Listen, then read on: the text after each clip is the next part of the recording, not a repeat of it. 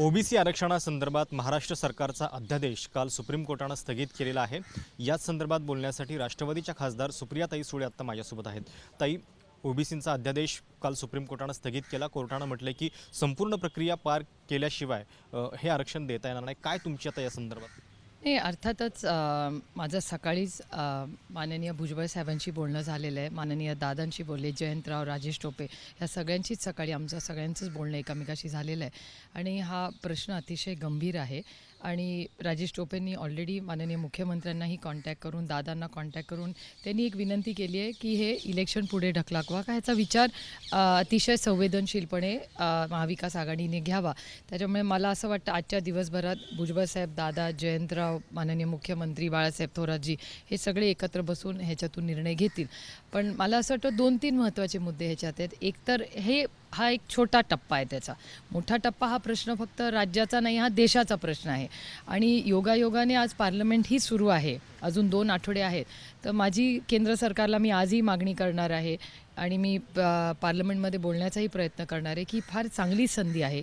OBC आरक्षण असेल, मराठा आरक्षण असेल, धनगर आरक्षण असेल, अनेक वर्षाचे प्रलंबित जे प्रश्न केंद्र सरकारमध्ये, आणि त्याच्यात महत्त्वाचा म्हणजे मी केंद्र सरकार का म्हणते, कारण जी मागणी केलेली आहे की इम्पिरिकल डेटा जो लेटेस्ट असला पाहिजे। आता इम्पिरिकल डेटा लेटेस्ट हा कुणाकडे आहे, तर केंद्र सरकारकडे आहे।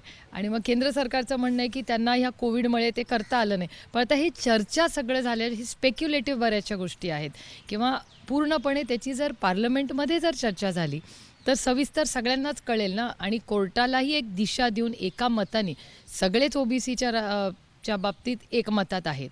तर मग चर्चा करून हे सरकार जेव्हा पार्लमेंट नसतं तर सातत्याने ऑर्डिनन्स काढत असतं छोट्या मोठ्या गोष्टींसाठी। तर पार्लमेंट चालू असताना ओबीसी, मराठा, धनगर आरक्षण हे अतिशय गंभीर प्रश्न जे प्रलंबित आहेत, ही सुवर्ण संधी आहे त्याच्यावर चर्चा करून मार्ग काढण्याची। ओबीसी आरक्षणासंदर्भात डेटा द्यावी अशी तुमची मागणी आहे की केंद्र सरकारने निर्णय घ्यावा? जो सर्व अर्थातच केंद्र सरकारने निर्णय घ्यावा, त्यांनी बिल आणावं। ओबीसी आरक्षण, धनगर आरक्षण, मराठा आरक्षण आणि जे काय अनेक समाजाचे मुस्लिम आरक्षणाची माग सविस्तर का नाही त्याची चर्चा आपण करावी। आणि ते जर बिल आणलं तर अर्थात आम्ही अतिशय पूर्ण ताकदीने हे बिल पारित कसं होईल आणि या सगळ्या समाजाला न्याय कसा मिळेल ह्याच्यासाठी ही आमची अर्थातच भूमिका असेल। आणि 3 महत्त्वाचे मुद्दे सातत्याने पुढे येत आहेत की इम्पिरिकल डेटाची मागणी किंवा ज्या कमिशन आहे, बॅकवर्ड कमिशन, हे झालं पाहिजे, ते त्या राज्यांनी केलेलं आहे। आणि तिसरं 50% जायचं नाही, जे सुप्रीम कोर्टाने कॉन्स्टिट्यूशन आहे जे म्हणणं आहे, आता त्याच्यात कसं करायचं ह्याच्यावर चर्चा होऊ शकते। पण ह्याच्यासाठी चर्चेला तर बसलं पाहिजे ना।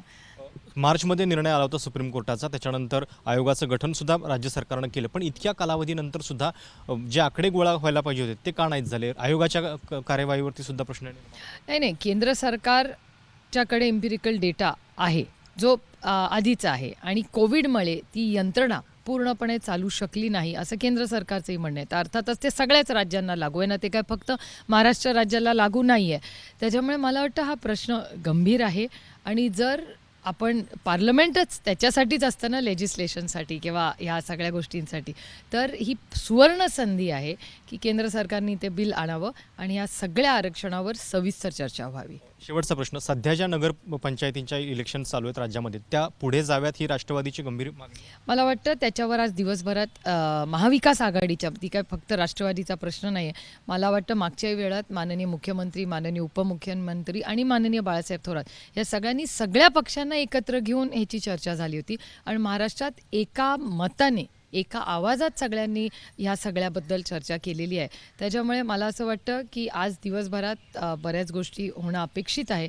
सगळ्याच पक्षाची चर्चा महाविकास आघाडी करेल आणि आमचं जे गठबंधन आहे हे एक इन्क्लुसिव्ह गठबंधन आहे। त्याच्यामुळे सगळ्यांना बरोबर एकत्र घेऊन सगळ्या समाजाला आणि पक्षाला न्याय देण्याचा प्रांजळ प्रयत्न आम्ही करतो। प्रकाश आंबेडकर म्हणाले की श्रीमंत मराठ्यांना ओबीसींना आरक्षण द्यायचं नाही, त्यामुळे असे पेच निर्माण नाही, मला असं वाटतं ज्यांची शेवटी आमचं काही दडपशाहीचं सरकार नाही आहे, त्याच्यामुळे मन मोकळेपणे आमच्या सरकारवर टीका करणं हे एखाद्या विरोधकाचं हा अधिकार आहे, त्याच्यात काही गैर नाही, ते त्यांचं वैयक्तिक मत आहे।